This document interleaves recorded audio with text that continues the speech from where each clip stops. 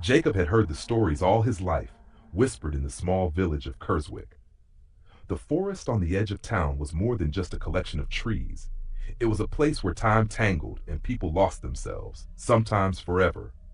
Children dared each other to run to the first ring of trees at dusk, but none stayed longer than a few seconds. The adults warned against even that. The forest doesn't let go, his mother had once said, her voice trembling. It holds things. When Jacob returned to Kerswick after years away, it was out of duty, not nostalgia. His father's funeral had left the house in his hands, a creaking old structure filled with memories he'd spent a lifetime trying to forget. The village, too, seemed shrunken, its streets narrower, its people quieter. The forest, however, remained the same, dark, looming, and untouched by time.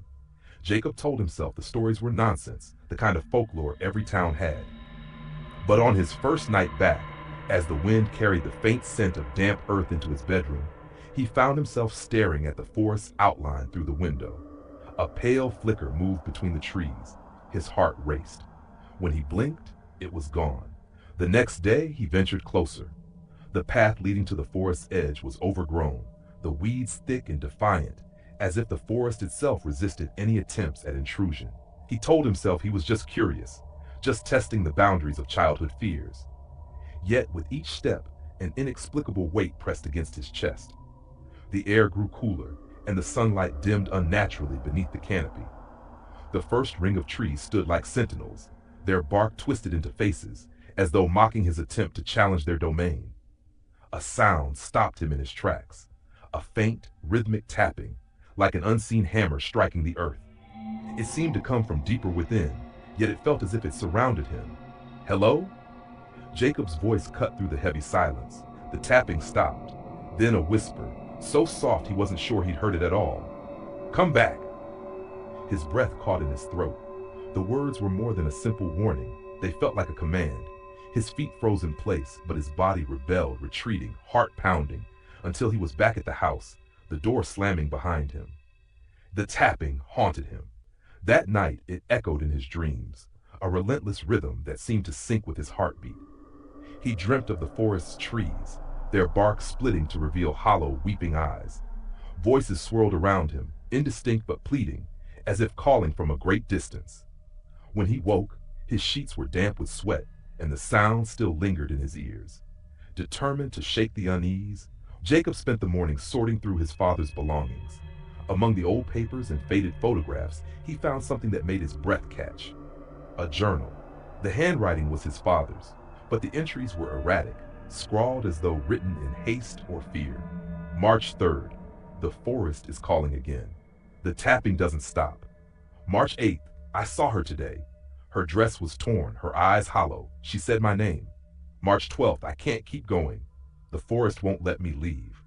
Jacob's hands trembled as he turned the pages. His father had never mentioned the forest, never hinted at believing the tales. But the final entry chilled him the most. March 15th. If I go, don't follow. She's waiting for me there, but she isn't alone. The words were a cry for help. His father had fallen victim to something far darker than folklore. Jacob's mind raced. Why had his father never confided in him? Why had he ignored the warnings? Against his better judgment, Jacob returned to the forest that afternoon. The journal had ignited a morbid curiosity, a need to understand what had driven his father to the brink. He carried a flashlight and a knife, though he knew neither would help against what he might find.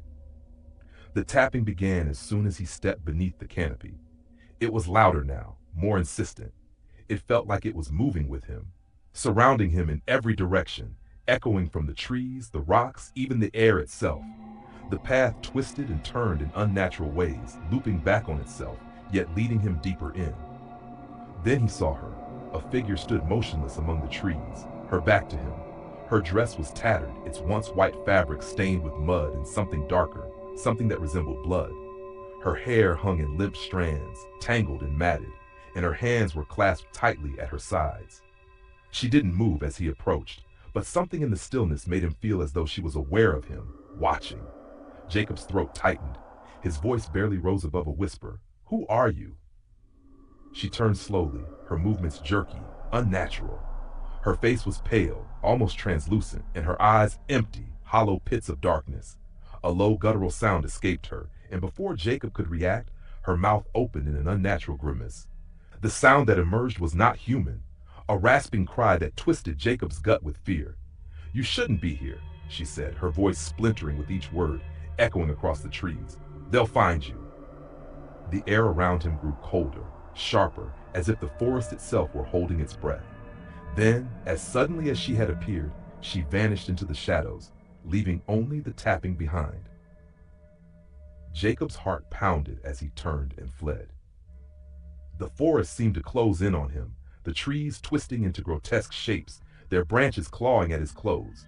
The tapping grew louder, more frantic, a swarm of wooden claws tearing at his skull. He burst out of the trees, collapsing onto the grass, gasping for air. That night, the dreams were worse. He saw his father standing at the edge of the forest, his face gaunt and his eyes pleading. Behind him, vague, shifting figures moved, shadows that whispered and wailed, their forms melting into the darkness. His father reached out, his fingers trembling, but before Jacob could grasp his hand, the forest swallowed him whole.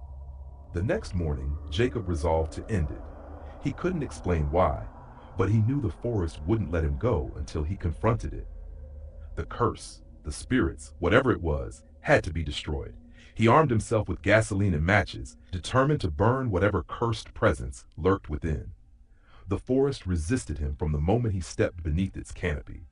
The air thickened, pressing against his lungs, and the trees seemed to groan, their branches twisting and bending toward him as if alive. The voices rose, blending into an incomprehensible chorus, but Jacob pressed on, gripping the canister tightly in his hands.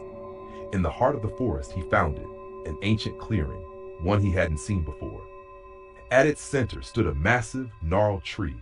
Its bark was scarred, the marks resembling twisted faces, as if the tree itself had absorbed the pain of centuries. The tapping was deafening now, coming from within the tree itself.